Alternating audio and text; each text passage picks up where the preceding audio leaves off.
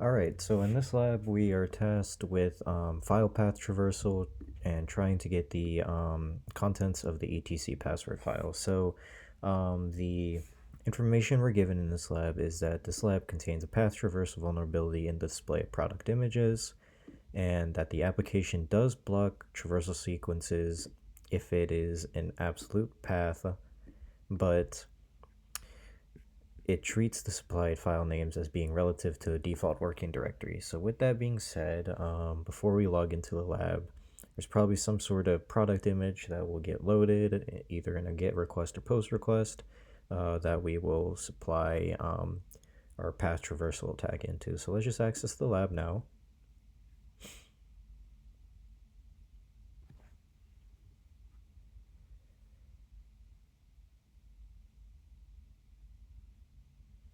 All right, so we're into the lab now. We notice that there's a lot of shopping supplies here. We can view details of the different supplies. There's many listed, so I'm going to turn intercept on in Burp Suite now just to see what kind of traffic I'm getting. I'm going to click on view details. All right, so notice that there's a GET request for this specific product, product ID 1. I'm going to click forward on this one and see what pops up. All right, so it takes me to the page of the main, item that I just clicked on. I noticed there's a few GET requests, one of them being a file name.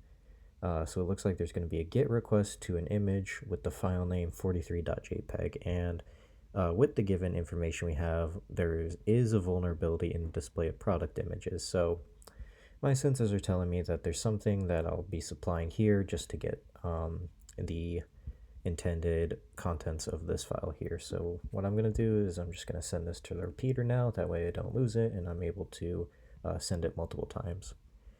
All right, so now that I'm here, I'm going to start looking at what gets sent initially when I do this. All right, so I notice that there's an HTTP 200. Okay, I get a lot of information, so it looks like we will be using this to try and get something. So I don't know the exact path that I need to supply in so far, but it does need to be a path eventually. So my gut is just telling me to do this right now, and we'll see if my intuition is right first. Okay, so no such file. Okay, so that specific path doesn't work. So we're gonna continue messing with the file name and to see if we get a hit eventually. We're gonna try that one instead. Okay, there's no such file. And what about if we just supply the raw string instead? Let's see.